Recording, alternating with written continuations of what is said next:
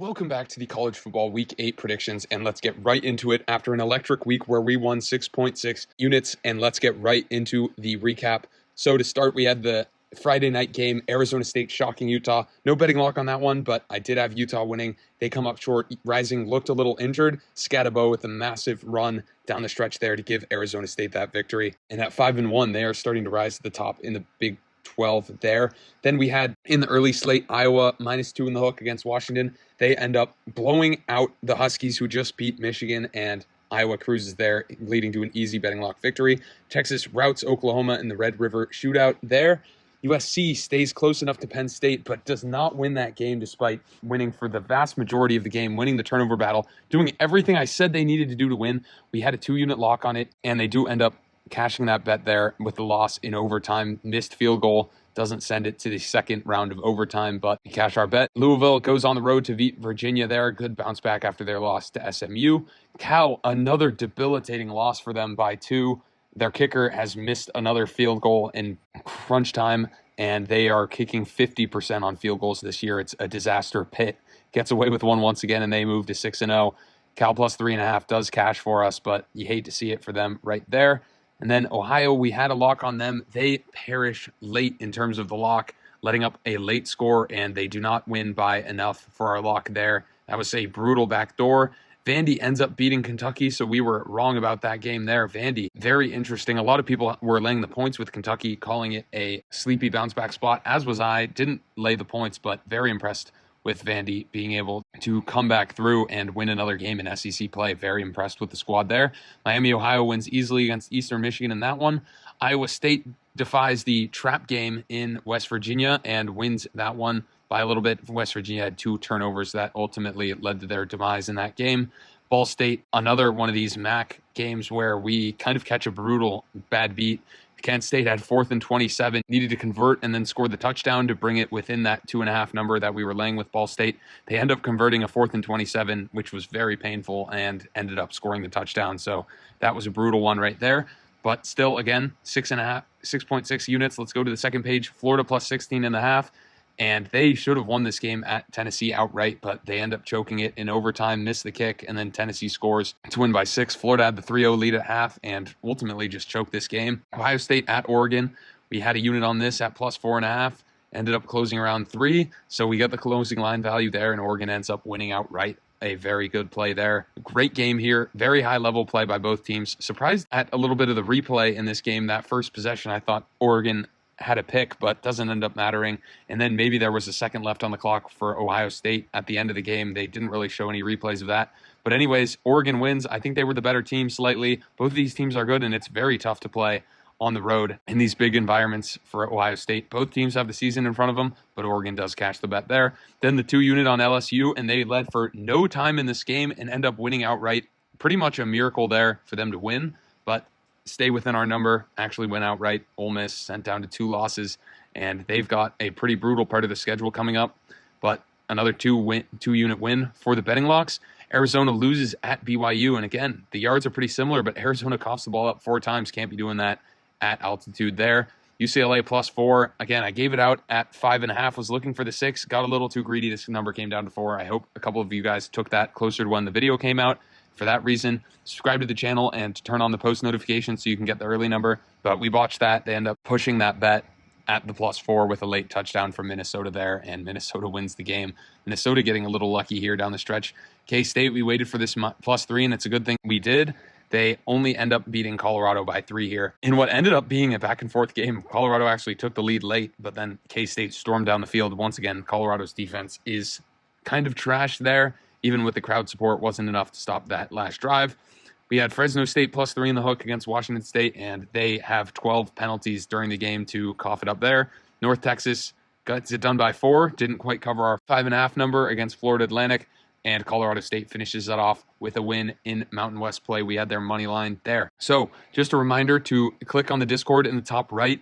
You'll get all of these bonus plays. I don't usually give out everything during the videos, and it's usually because I'm waiting for numbers to move during the week. So check on the Discord. All the plays are free.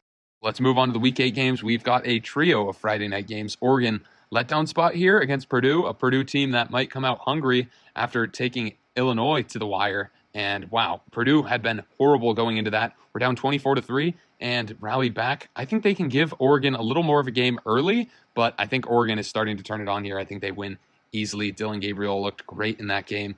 And I think Dan Lanning will have a couple words for some of the undiscipline that Oregon had during that game. But I think he'll get them ready. Short week, cross-country trip to beat this Purdue team, and then they get to see and watch what unfolds on the Saturday. Oklahoma State at BYU, and if this were changed venue, I might consider Oklahoma State here, but they've just looked like a corpse of a team so far. BYU, very lucky in terms of the turnover battle this so far in the season, but I'm going to pick them to win slightly. These fans are going to be amped up. Now they're the 13th ranked team on the season. I don't think they're anywhere near that good, but I think they can take down Oklahoma State here. Again, the Big 12 is not necessarily up to the caliber of the other conferences.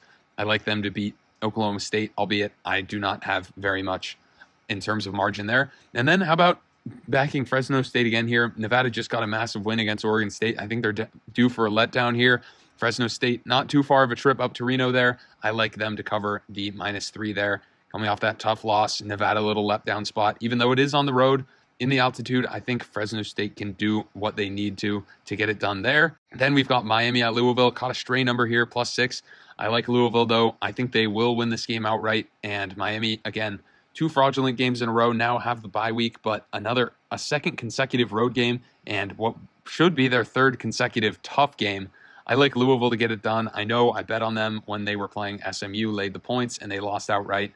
Going to continue backing them. I think they are a solid team. We'll see what happens here. I think Miami is due for a loss, and this is one of the toughest games remaining on their schedule. I like Louisville to win outright, but especially to cover the 6 points there.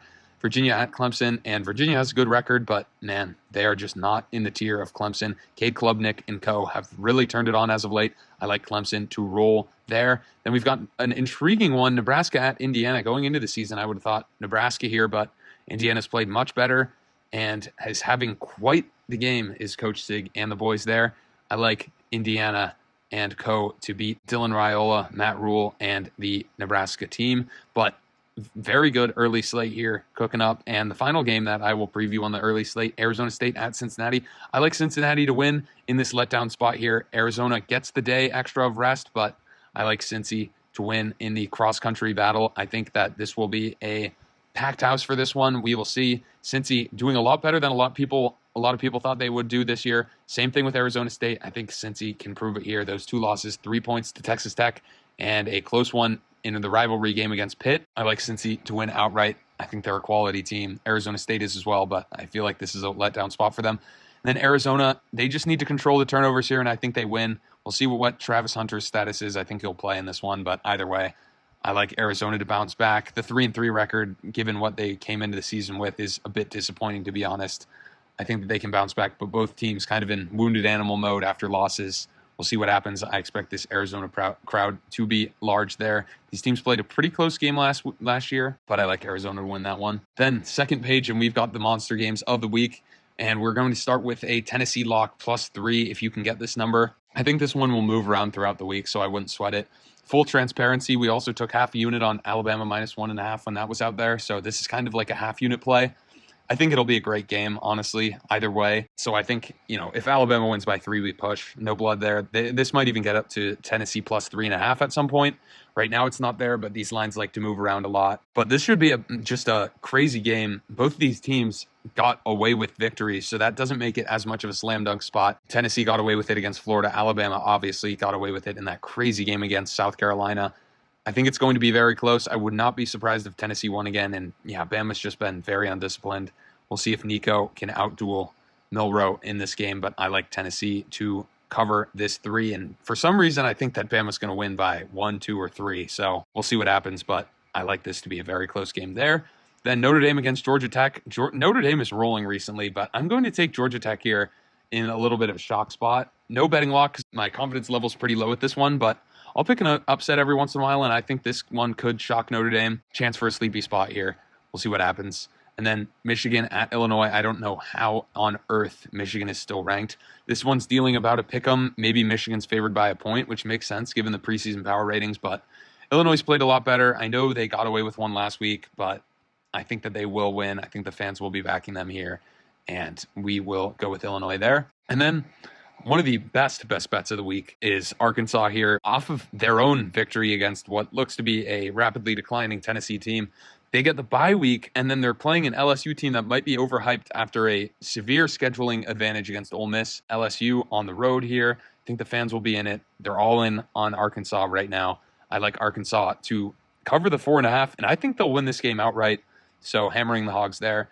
Just a 1-unit play, though. Then we've got Georgia at Texas, and we'll see where the sentiment goes on this game. If things drift too far, I'm seeing Georgia getting 4 points. If they start to get, 5, 6, 7, I'd consider a best bet on them because while they haven't looked the greatest, and Bama, the team that beat them, certainly hasn't looked it.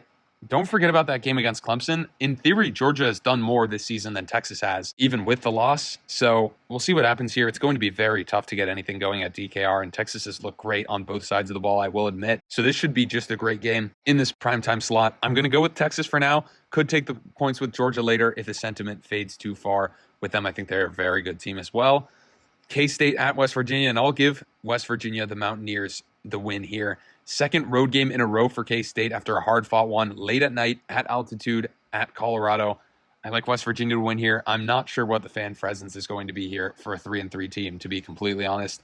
But I think West Virginia's got some fight. This depends on them keeping the turnovers low, maybe even winning the turnover battle against K-State. It can happen. BYU already proved that. So I think West Virginia wins this one here, but again, low confidence level, no betting luck as of yet. I think West Virginia's getting 3. That's definitely one to look out for. We'll see where that goes from there. Finally, we've got Auburn +6 in the hook, also in the early slate against Missouri. I think Missouri's a bit fraudulent. I think a lot of you guys can see that as well. Went to overtime against the good Vandy team, I guess, at this point, but then just got routed against A&M. So we'll see what happens here. Auburn really will control how close they can stay in this game. It's just about the turnovers. They always turn the ball over, and I hate betting on them again, but I have to. This is a good line. If it gets up to 7, I like it even more, but I have a feeling it might come down here. So we're taking Auburn plus the 6 in the hook, and see if you guys can get 7, but I'll take the 6 in the hook here. I think they keep it close against a kind of fraudulent Missouri team, but it's also an underrated Auburn team if they can keep the ball for themselves. Thank you for watching. Please be sure to like and subscribe and comment your predictions below.